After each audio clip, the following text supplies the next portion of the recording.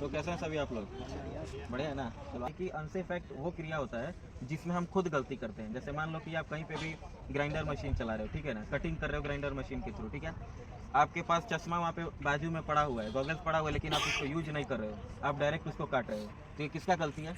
आपका गलती है। तो ये अनसेफ एक्ट, एक्ट मतलब खुद के द्वारा जो हम गलती करते हैं वो सारा किस में काउंट होता है? हमारा अनसेफ एक्ट में होता है। तो जो भी आप साइट पर अनसेफ एक्ट करोगे उसके लिए आपको पनिशेबल होगा, मतलब उसके लिए आपको दंड मिल सकता है। या तो एक बार दो बार समझाया जा सकता है, 30 बार में रेस्ट्रिकेट कर दिया जाता है साइट से।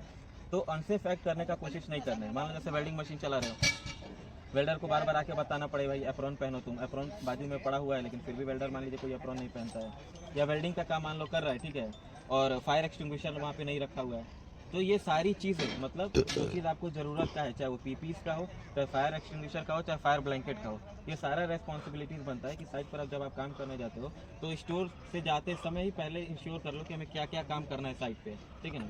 तो उसके हिसाब से ही ज़रूरत का सामान आप पहले ही लेके चले जाओ। ये हकीकत है कि साइट बहुत लंबा है, जाएंगे 1 किलोमीटर का साइट है। एक चश्मा के लिए मुझे ही पता है, अगर एक चश्मा स्टोर पे छूट गया है तो आप एक टायरॉयड को कटिंग करने के लिए चश्मा नहीं लाएंगे, और ये प्रैक्टिकल भी थोड़ा नहीं है। लेकिन पहले ही आप इंश्योर कर लेंगे कि हमें ग्राइंडर मशीन लेके जा रहे हैं तो भाई चश्मा किधर है हमारा।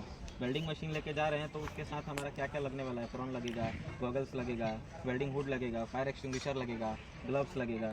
तो ये सारी चीज़ें पहले ही लेके चली जानी है, ठीक है। अब आ जाते हैं अनसेफ कंडीशन में। अनसेफ एक्ट समझ गया ना? कोई दिक्कत इसमें? कोई दिक्कत नहीं है ना? हाँ ना, कुछ तो बोले यार, ठीक है ना। ये हो गया अनसेफ एक्ट, ठीक है।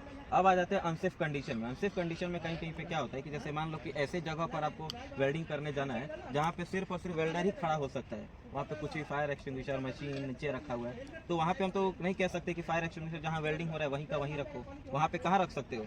कहीं भी केस में क्या होता है, कभी कभी केस में जैसा मैंने बताया था कि नॉलेज ना होने की वजह से कोई इंजीनियर या कोई दूसरा सेफ्टी पर्सन आकर आपको बोलता है वेल्डिंग करो, तुम्हारा फायर एक्सटिंग्विशर क्यों नहीं है जहाँ पे करो, तो आप बता सकते हो कि सर ये अनसेफ कंडीशन है, यहाँ पे हमारे पास रखने का जगह नहीं है, इसलिए साइड में रखा है, या थोड़ा सा दूरी पर रखा है, या डिस्टेंस मेंटेन करके हमने रखा हुआ है, ठीक है। दूसरा अनसेफ कंडीशन का एक और एग्जाम्पल समझो। कभी कभी क्या होता है कि जहाँ पे हम काम करते हैं वहाँ पे सेफ्टी बेल्ट हमारा हुक करने का जगह नहीं होता है, ठीक है। हाइट पर ऐसे सेफ्टी बेल्ट को कितना ऊपर हुक करना चाहिए? कभी भी शोल्डर के ऊपर ही हुक करना चाहिए, अपना एंकरिंग करना चाहिए सेफ्टी बेल्ट को, ठीक है। तो ये सब अनसेफ कंडीशन में आता है कि शोल्डर के ऊपर कभी कभी हो सकता है छती ना हो, एंकरिंग करने का पॉइंट ना हो हमारा। तो वैसे केस में अगर मान लो कोई आके कहता है कि तुम नीचे एंकरिंग क्यों की हो, तो आप बता सकते हो कि सर ऊपर जगह नहीं है इसलिए हमने नीचे एंकरिंग किया है, ठीक है।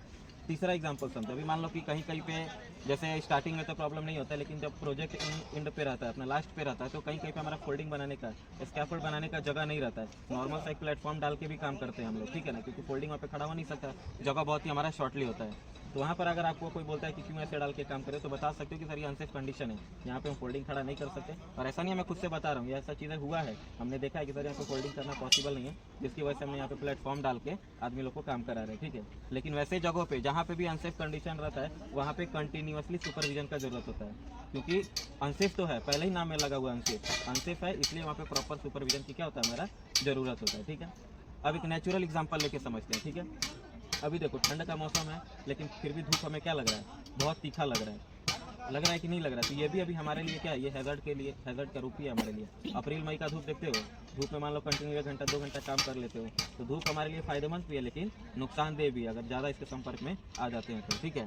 तो ये आज हमारा पूरा टॉपिक कवर हुआ अनसेफ एक्ट और अनसेफ कंडीशन, ठीक है। आप लोग में से कल किसी भी आदमी से 2 अनसेफ एक्ट और 2 अनसेफ कंडीशन पूछूंगा, ठीक है, कि अनसेफ एक्ट क्या है और अनसेफ कंडीशन क्या है, ठीक है। चलिए ठीक है।